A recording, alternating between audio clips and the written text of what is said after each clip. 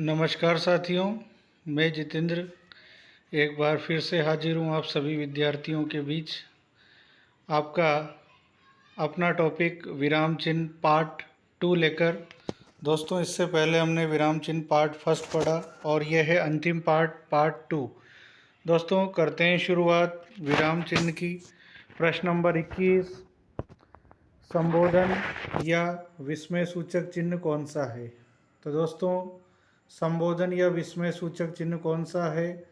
तो ये जो चिन्ह है यह है पूर्ण विराम, यह है इकहरा उद्धरण चिन्ह, यह दोहरा उद्धरण चिन्ह। तो दोस्तों, इसका सही विकल्प होगा संबोधन या विस्मय सूचक चिन्ह कौन सा है? द वाला। इसे संबोधन चिन्ह भी कहते हैं और विस्मय सूचक चिन्ह भी कहते हैं। दोस्तों, अगला प्रश्न, निम्न में से संक्षेपण चिन्ह कौन सा है? निम्न में से संक्षेपण चिन्ह कौन सा है? तो दोस्तों, ये तो कोष्टक हुआ, ये लोप सूचक चिन्ह हुआ, ये समाप्ति सूचक चिन्ह हुआ। तो दोस्तों, संक्षेपण चिन्ह की जब बात आए तो आपका विकल्प होगा द वाला सही विकल्प। यह है संक्षेपण चिन्ह। अगला प्रश्न देखते हैं दोस्तों, प्रश्न नंबर 23, इति श्री या समाप्ति सूचक चिन्ह कौन सा है? तो दोस्तों, अविकल्प इसमें सही होगा, यह है इति श्री या समाप्ति सूचक चिन्ह। प्रश्न नंबर 24, अवतरण या उद्धरण चिन्ह कितने प्रकार का होता है? तो दोस्तों, अवतरण या उद्धरण चिन्ह दो प्रकार का होता है, इकहरा उद्धरण चिन्ह और दोहरा उद्धरण चिन्ह। तो इसमें अविकल्प सही होगा। अवतरण या उद्धरण चिन्ह कितने प्रकार का होता है? तो दो प्रकार का। अगला प्रश्न देखते हैं दोस्तों, प्रश्न नंबर 25, समास चिन्ह या योजक चिन्ह कौन सा है? तो दोस्तों, ये तो निदेशक चिन्ह है, ये विवरण चिन्ह, ये प्रश्नवाचक चिन्ह। यहाँ पूछा समास या योजक चिन्ह, तो सही विकल्प होगा अ। ये निदेशक चिन्ह बड़ा होता है जबकि समास या योजक चिन्ह छोटा होता है, तो विकल्प अ वाला।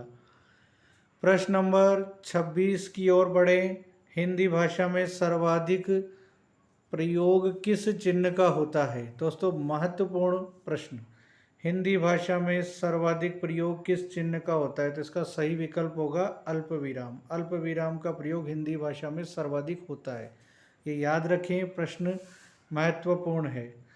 प्रश्न नंबर 27, जब किसी को पुकारा या बुलाया जाए तो किस चिन्ह का प्रयोग होता है? तो दोस्तों, जब किसी को पुकारा जाए या बुलाया जाए तो संबोधन चिन्ह का प्रयोग होता है, विकल्प द सही होगा। प्रश्न नंबर 28 की ओर बढ़ते हैं, काव्य में दोहा, चौपाई, सोरठा के चरणों के अंत में किस चिन्ह का प्रयोग होता है? दोस्तों, प्रश्न है, काव्य में दोहा, चौपाई, सोरठा के चरणों के अंत में किस चिन्ह का प्रयोग होता है? तो दोस्तों, दोहा, चौपाई, सोरठा के चरणों के अंत में हमेशा पूर्ण विराम आता है। प्रश्न नंबर 29 को देखें। प्रश्न नंबर 29 है, परमाणु विस्फोट, बीच में ये चिन्ह है मानव जाति का भविष्य, फिर है पूर्ण विराम।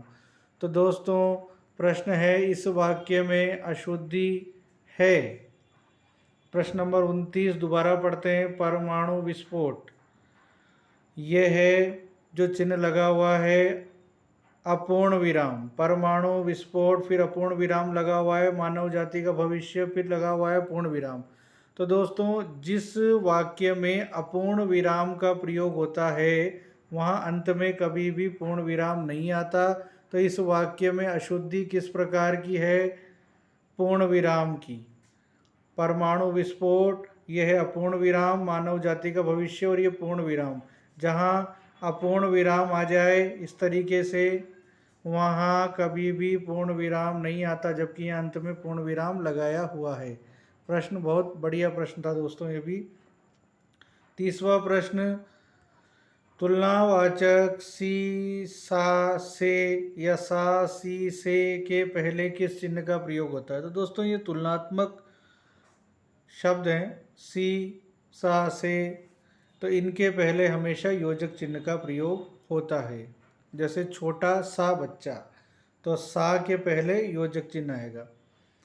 नाटकों के संवाद में किस चिन्ह का प्रयोग होता है? तो दोस्तों, आपने नाटक पढ़े होंगे, नाटकों के संवाद पढ़े होंगे, नाटकों के संवाद में सदैव निदेशक चिन्ह का प्रयोग होता है।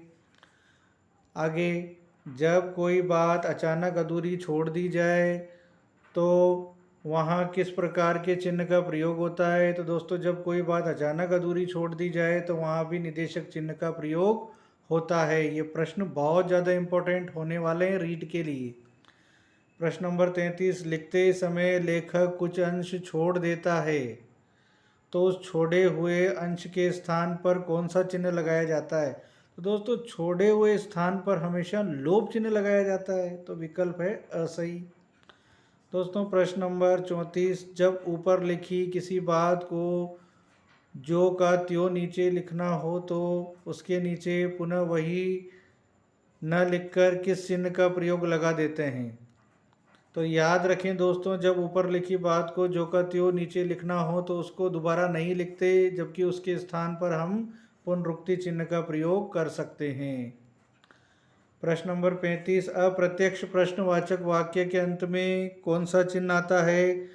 अप्रत्यक्ष प्रश्नवाचक वाक्य, अगर यहाँ प्रत्यक्ष प्रश्नवाचक वाक्य होता तो अंत में क्वेश्चन मार्क आता, जबकि यहाँ दिया हुआ है अप्रत्यक्ष प्रश्नवाचक वाक्य, तो अप्रत्यक्ष प्रश्नवाचक वाक्यों के अंत में सदैव पूर्ण विराम आता है, याद रखें।